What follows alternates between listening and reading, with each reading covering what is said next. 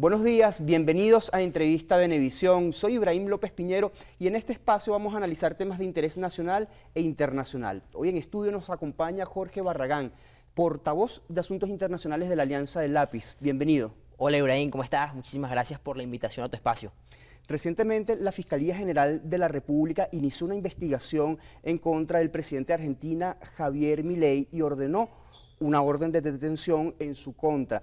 Previamente, la Cámara Federal de Argentina le había pedido a la justicia de ese país también una orden internacional de captura contra el presidente Nicolás Maduro. Antes de analizar este tema, quisiéramos que nos explique, por favor, qué es la justicia universal y cómo se aplica en el derecho internacional. Bueno, la idea de la justicia universal es que se pueda aplicar la justicia de forma extraterritorial, o sea, que si en algún país se comete algún tipo de delito, otro país pueda llegar a, en este caso, a someterlos a sus órganos de justicia para que se haga cumplir y se haga pagar los delitos que se haya cometido. Pero recordemos que esa misma justicia extraterritorial son principios que no cumplen las potencias.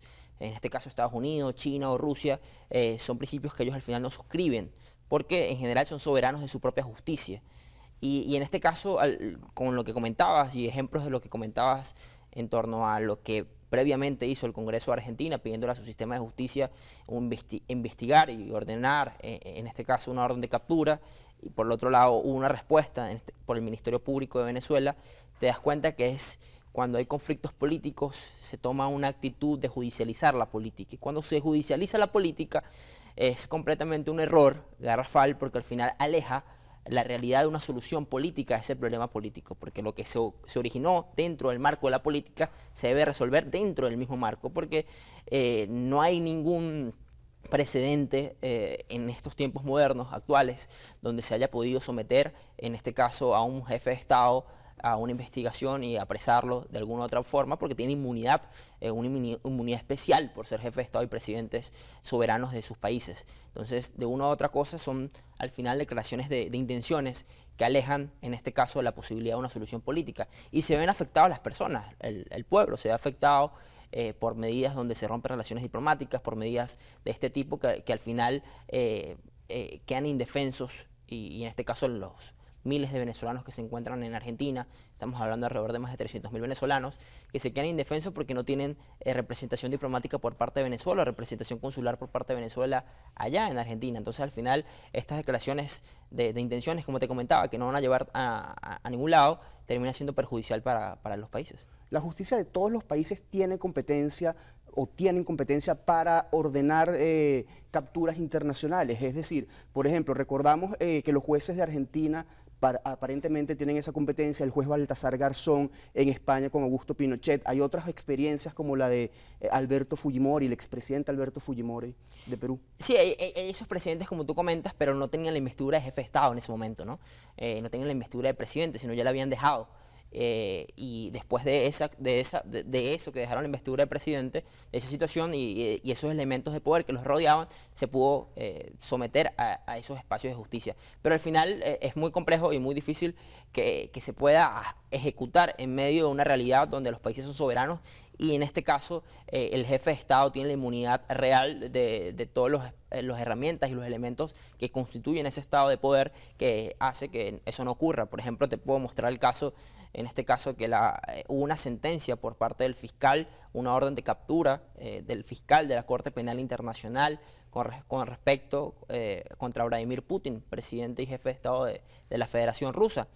Y esa orden de captura está presente y Vladimir Putin no tuvo ningún tipo de problema a visitar como jefe de Estado a Mongolia y fueron recibidos con honores de jefe de Estado, siendo Mongolia partícipe de la Convención de la Corte Penal Internacional y suscribiendo esa misma corte, donde no pasó absolutamente nada. Y en este caso, vuelvo a digo, los elementos de poder real que vemos en un sistema, que es el sistema actual, el sistema internacional, que es un sistema anárquico, donde al final las potencias tienen capacidad real en torno a la flexibilidad de las reglas y el derecho internacional y las mismas normas. Entonces hay que separar muy bien lo que pueden llegar a ser delitos comunes o delitos reales de los civiles en este caso, elementos de la política, judicializar la política y buscar tratar de resolver lo político en el órgano judicial.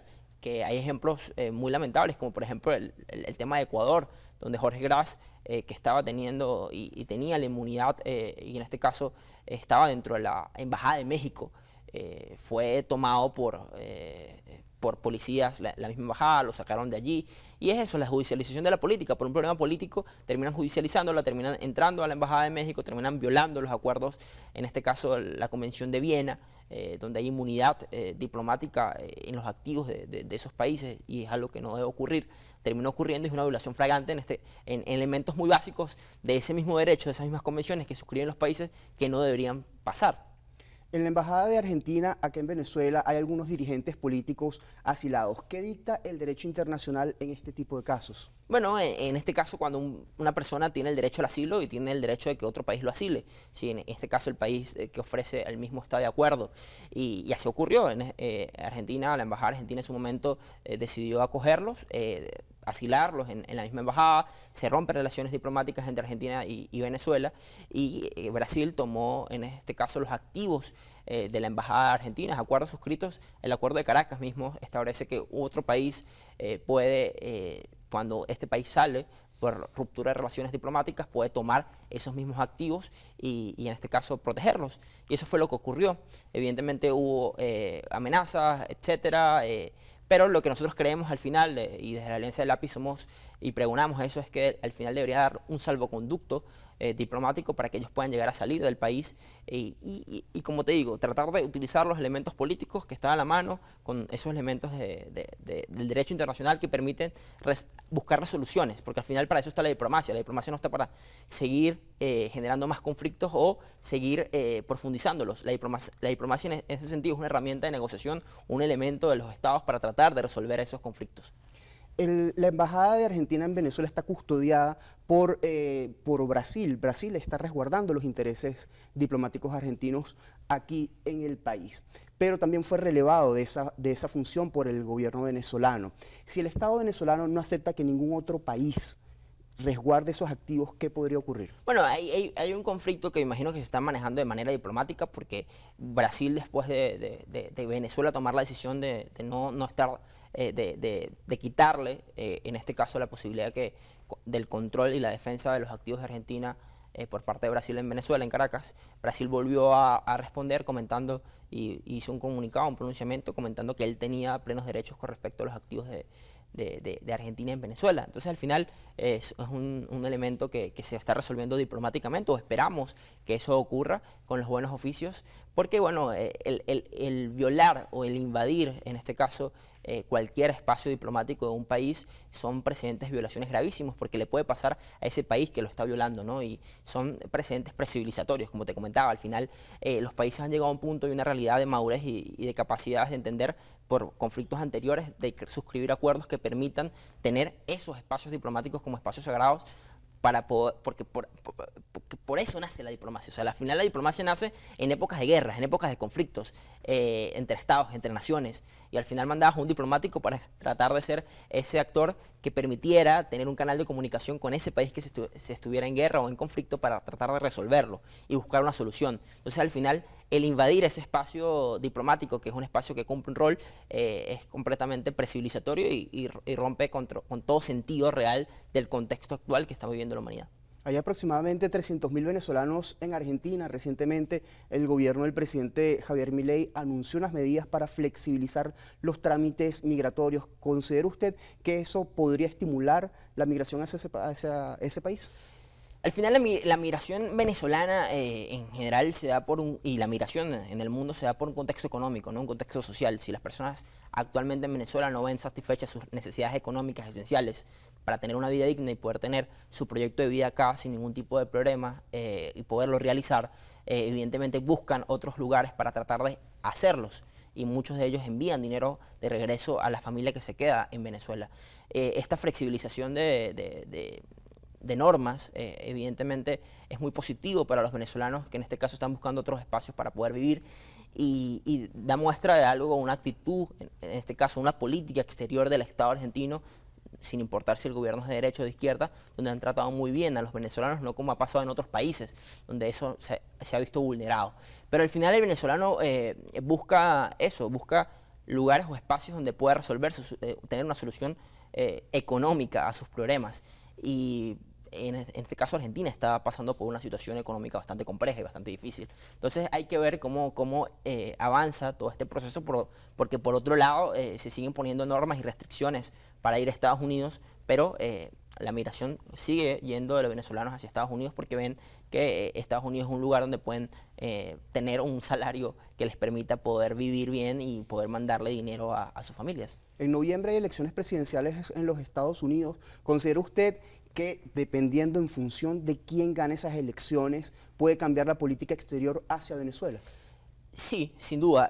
Vemos como tanto en la política migratoria como en la política exterior vemos dos cambios, pareciera haber dos cambios con respecto a la política exterior que pudiera tener con Venezuela. En este caso vimos a una administración de Biden que de una u otra forma ha tenido canal de comunicación y negociación con el gobierno venezolano y búsqueda de flexibilización de sanciones, búsqueda de acuerdos, de negociación, un poco diferente a la política de máxima presión que ejecutó la presidencia de Donald Trump, completamente fallida y completamente fracasada en el objetivo real, porque al final esas sanciones y al final esa política de máxima presión que tiene como objetivo es el cambio político según unos actores de la oposición tradicional, lo que hace en este caso es extremar las posturas, ponerlas mucho más rígidas y lo que ha beneficiado en este caso es al gobierno, ¿no? En muchos sentidos, y ha perjudicado al país y a la inmensa mayoría de venezolanos que al final se ven vulnerados porque la crisis económica se ve agudizada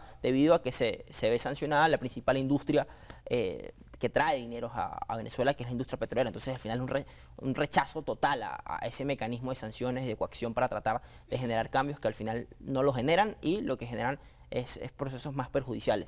Pero lo que están buscando realmente es ganar adeptos y ganar y movilizar votos dentro de sus países para que eso se vea, en este caso, beneficiado en un resultado, en una coyuntura electoral. Entonces sí hay unos cambios. Pareciera que la política de la administración, una administración demócrata puede ser más flexible que una administración republicana que termina siendo o buscando de forma populista generar una presión Lamentándolo mucho, se nos acabó el tiempo. Sí. Gracias por habernos acompañado. No, gracias a ti, Ibrahim, por el espacio. Jorge Barragán, portavoz de Asuntos Internacionales de la Alianza del Lápiz. Al regreso del corte comercial vamos a conversar con Yaiselit Jiménez, presidenta de Fundarte, sobre la Feria del Libro de Caracas. Ya venimos.